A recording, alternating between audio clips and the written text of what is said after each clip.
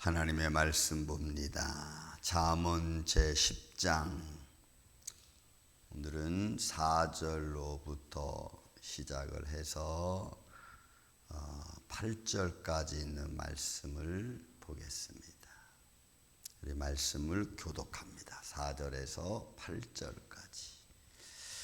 손을 게으르게 놀리는 자는 가난하게 되고 손이 부지런한 자는 부하게 되느니라.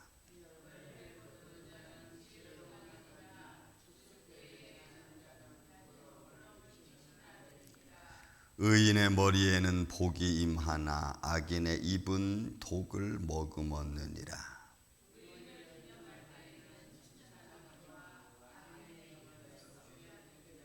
마음이 지혜로운 자는 계명을 받거니와 입이 미련한 자는 멸망하리라.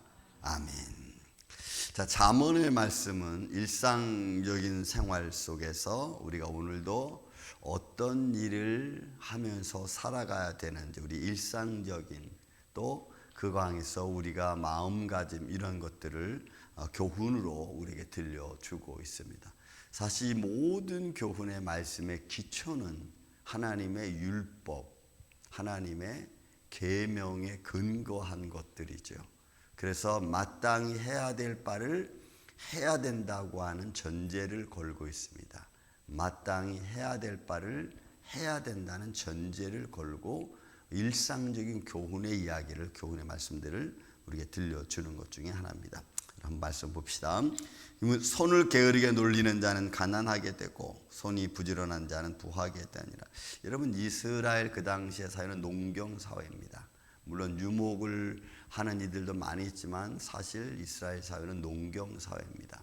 농경 사회였기 때문에 그 조그만 나라에서 참 놀라운 것 중에는 이른 비와 늦은 비라는 개념이 성경에 굉장히 강하게 나타나 있죠. 그리고 이른 비와 늦은 비를 통해서 하나님이 그들을 축복하시는 거예요. 비를 통해서. 그리고 저도 가서 성지순례 때 봤지만 놀라운 거는 그 여러분 그 단지파 이스라엘, 북이스라엘, 갈릴리 저 해변 헤르몬산에서 내려오는 그 위에부터 시작해가지고 그 바다, 사해 바다 밑에까지 유다 광야까지 그 길이가 여러분 얼마 안 돼요. 크기를 따진다면 한국의 강원도 정도 크기밖에 안 됩니다, 여러분. 조그만 땅이거든요. 그런데 날씨 변화가 시간마다 다른 것 같아요, 정말. 갈릴리로부터 이렇게 쭉 내려오면서 한 20km 남단, 그다음에 예루살렘 밑으로 해서 사해바다 이렇게 내려오는데 그 예루살렘 지나고 사마리아 지나고 그다음에 밑에 사해까지 내려오는데 그 얼마 시간이 안 걸리거든요. 많아봤자 한 30-40km밖에 안 돼요. 그런데 날씨가 확 바뀌어. 그리고 지중해에서 불어오는 바람하고 이 요르단에서 불어오는 바람 사이에 여러분 그 사마리아 산맥이 있어요. 지중해에서 불어오는 바람이 이 사마리아 산맥을 넘지를 못해. 그래서 거기서 비를 왕창 쏟아. 왕창 쏟으면 갑자기 계곡이 물바다가 돼.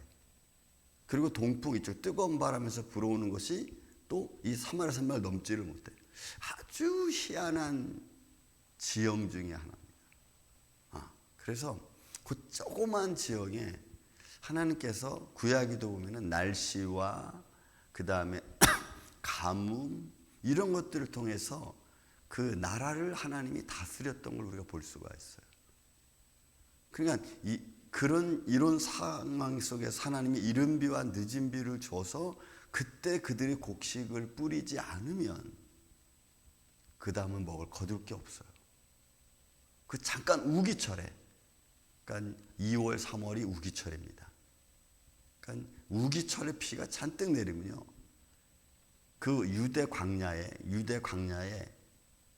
진짜 풀 한 포기의 물에 유대 광야에 풀들이 막 올라와. 가지고 전체가 파래요, 광야가. 그리고는 그 사이에 꽃이 펴 또. 근데 여러분 그게 뭐냐면 다윗이 푸른 초장이라는 말을 그걸 보고 쓰는 거예요.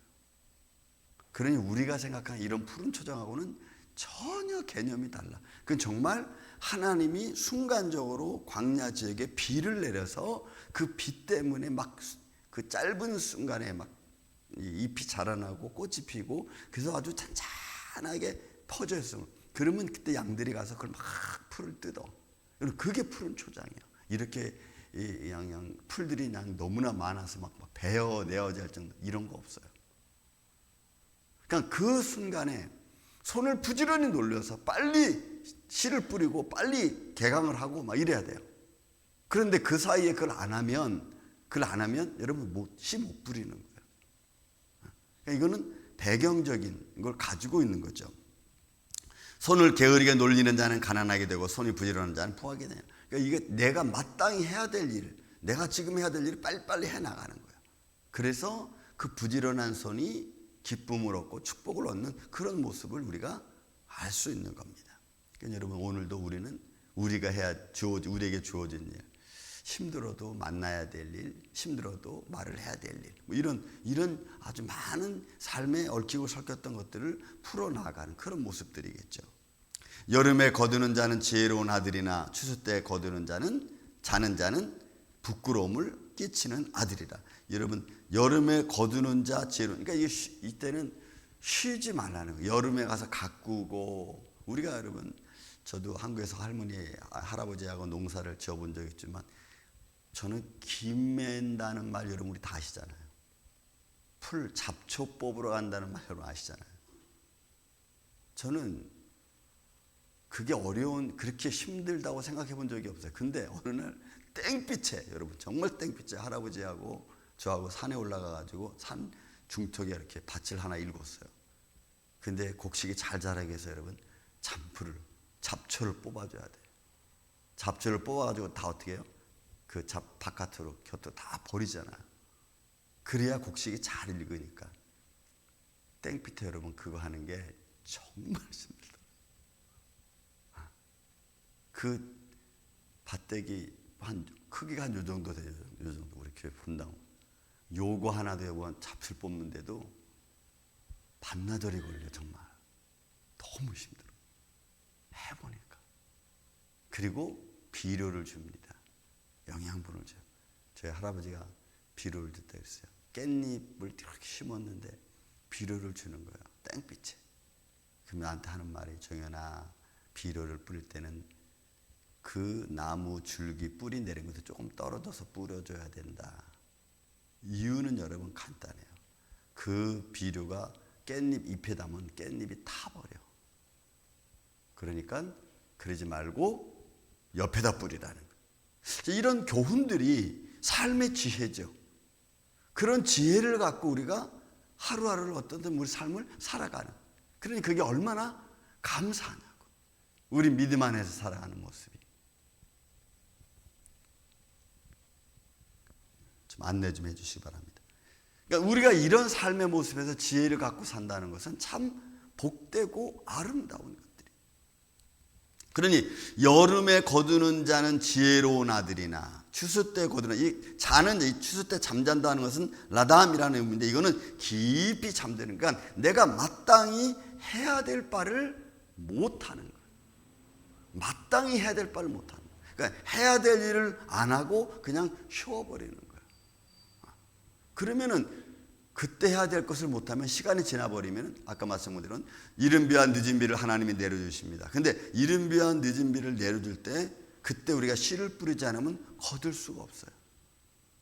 저희 할아버지하고 모내기를 한 적도 있습니다. 모판을 만든 후에 물을 논에 채우고 나서 이제는 모내기를 합니다. 그죠? 근데 그 시간이 지나면은 못해요. 할아버지 지금 이거 심으면 되잖아요. 아니야, 이미 늦었어. 이렇게. 그래서 모판을 만들고 못 심는 것도 때가 4월이 지나기 전에 그러니까 이런 삶의 과정 하나 속에서 우리가 해야 될 일들을 우리가 감당해 내는 거예요. 근데 거기에 하지 않고 잠을 잔다. 그러면서 부끄러운 이 부시라고 하는 신뢰를 잃어버리는 거예요. 그가 마땅히 해야 될 일들을 안 하니까 잃어버리는 거예요. 신뢰를. 그러니까 여러분 우리의 삶 속에서 우리가 일상생활에 우리에게 주어진 일들을 잘 믿음으로 감당해내는 것 또한 아름답고 저는 복된 일인 줄로 믿습니다. 여러분 교회는 각 기관들이 있고 또 직분 맡은 여러분들이 있고 그 일을 하는 일들이 있습니다. 그죠? 저도 설교를 이렇게 준비합니다. 저는 설교를 금요일 이렇게 주중에 이렇게 쭉 제목을 생각해놨다가 말씀을 생각해놨다가 오늘 이제 어제 목요일 날이면은 제가 다 본문하고 적어가지고 우리 그 영상본에 넘깁니다. 목요일 날 저녁까지 아니면 늦으면 금요일 아침까지 넘깁니다. 그럼 목요일 날 저녁에 아웃라인을 다 잡아놓고 금요일 날은 좀 살을 좀 입혀놓고 다시 한번 리뷰해서 토요일 날 이렇게 마감 짓고 그 주일 아침에 올라올 때까지 또 생각을 합니다. 키포인트가 뭔가 준비하죠. 근데 그게 안 되면 마음이 불안해요. 내가 지금 제가 설교를 40년 동안 하는데 이거 마음의 준비가 안 되면 이거 내가 오늘 뭘 해야 되지? 그러니까 하나님께서 나와 함께 해줄 때 내가 그걸 그 시간에 하지 않으면 그러면은 그 놓쳐버리는 거예요. 그러면 다른 시간을 내서라도 준비를 해야죠. 이런 거죠. 그러니까 내가 마땅히 해야 될 일을 하지 않으면 내가 자버리면 그러면 신뢰를 잃어버려요. 또 의인의 머리에는 복이 임하나 악인의 입은 독을 먹음. 의인의 머리에는 복이 많아 악인의 입은 독. 여기 독 하마스 폭력입니다. 그들의 입술로 폭력을 행하죠. 우리가 폭력. 그러니까 말의 폭력이라는 게 있습니다. 그죠? 우리 말의 폭력.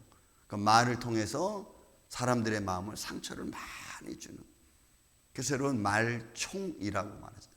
말로 사람을 죽이는 거예요. 말로 사람의 길을 꺾는 거예요. 하나님의 말씀은 생명을 주고 힘을 주고 나의 삶에 살아갈 수 있는 의지를 주지만 사람의 악한 마음의 입은 사람의 마음을 꺾어뜨려 신뢰를 잃어버리게 만들어. 사람의 말 속에 신뢰를 잃어버려요. 그래서 저는 대화 속에서 또 많은 사람들 어떤 관계성 속에서 또 약속 속에서 이렇게 이야기를 하다 보면은 이분이 자기가 한 말을 신뢰를 지키는 사람이구나. 아니면은 이 말은 신뢰를 못 지키는구나 라는 걸 그냥 우리는 알잖아요. 이런 하나님과 우리 사이는 어떻습니까? 수많은 기도를 우리는 하나님께 드립니다. 근데 그 많은 기도를 우리가 다 기억할 수는 없지만은 하나님이 내게 들려준 말씀 우리가 기억하죠. 하나님 우리에게 약속하신 말씀이 있습니다. 동시에 우리도 기도함으로 하나님과 약속한 게 있잖아요. 그럼 우리가 하나님께 기도를 통해서 하나님께 드린 약속은 우리가 지켜가는 거예요. 이렇게. 왜요? 우리는 하나님의 말씀의 입으로 나오시는 말씀을 갖고 우리도 살지만 동시에 우리도 우리가 한 말을 가지고 책임을 지면서 믿음을 갖고 살아가는 거예요. 근데 악인의 입은 그렇지 않은 거예요. 사람의 영혼을 죽이고 삶을 죽이고 힘을 빼게 하고 그 사람을 두려움을 갖게 하고 근심을 갖게 하고 그래서 막 방황하게 만들고 이런 거짓말하는 자가 그런 거죠. 거짓말. 그래서 그 거짓말로 말미암아 막 마음을 기대를 가졌다가 그게 거짓말인 것이 드러나 버리면 한순간에 다 잃어버려요. 사랑하는 성도 여러분, 우리의 입술은 복 있는 입술이 되기를 주의 이름으로 축원을 드립니다. 영혼을 살리는 입술이 되기를 주의 이름으로 축원을 드립니다. 힘없는 자에게 힘을 주는 입술이 되기를 주의 이름으로 축원을 드립니다. 그런 입술이 돼야 돼요. 또 의인을 기념할 때에는 칭찬하거니와 악인의 이름은 썩게 되네. 여러분 라카브라고 하는 썩는다는 이야기는 부패해지는 것. 여러분 의인을 기념할 때는 칭찬하죠.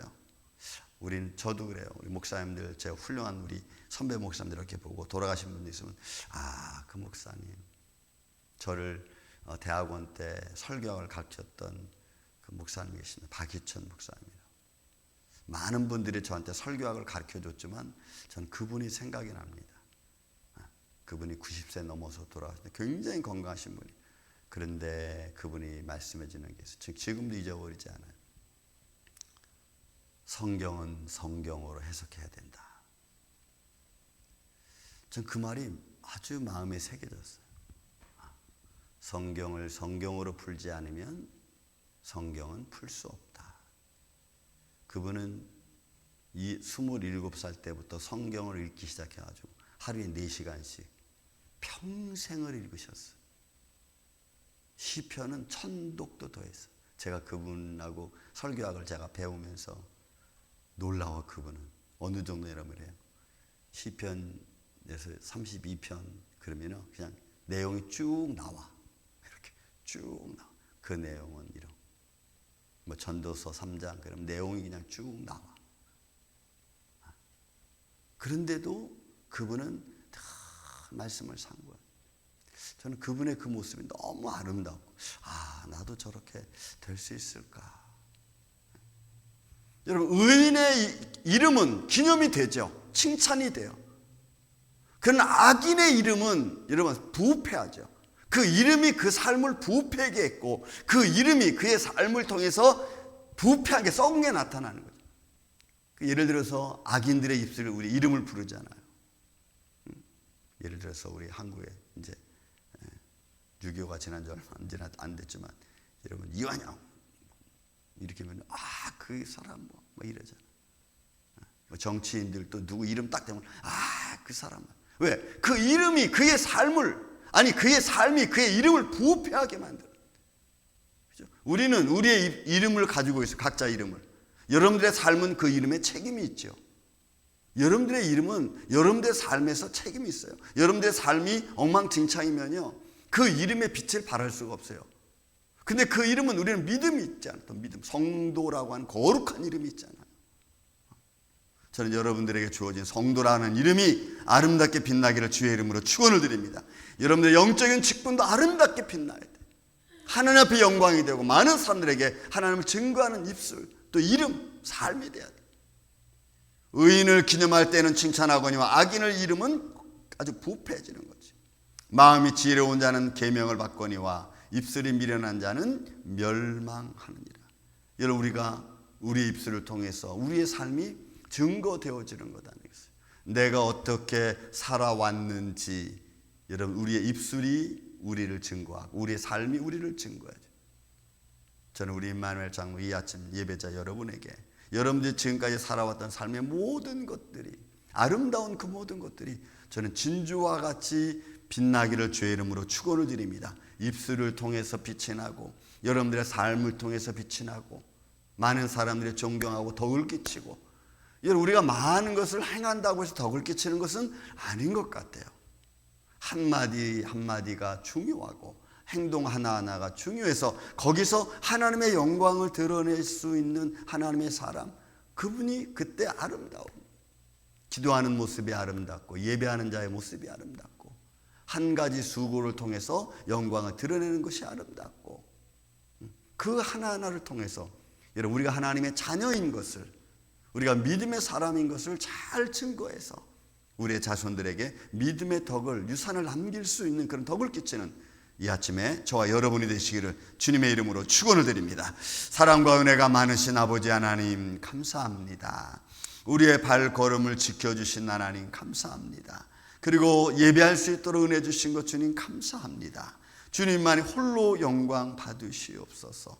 더불어 가정마다 주님이 불꽃 같은 눈길로 지켜주셔서 연약한 이들에게 힘과 능력을 더하여 주셔서 우리의 삶의 과정을 통하여 발걸음을 통하여 한마디 한마디를 통해서 하나님의 영광만 나타나게 하여 주시옵소서. 그리고 우리 입술이 많은 영혼을 살리고 많은 상처받은 자들을 위로할 수 있는 입술이 되기를 원합니다. 주님의 몸된 임마누엘 장로교회가 이 사역을 감당할 수 있도록 주님이 역사하여 주시옵고, 또한 영육간에 올라 강건하게 하여 주셔서 어디선지 주님의 영광으로 풍성하게 하여 주옵소서.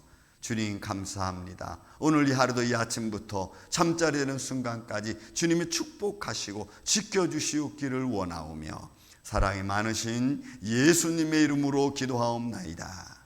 아멘.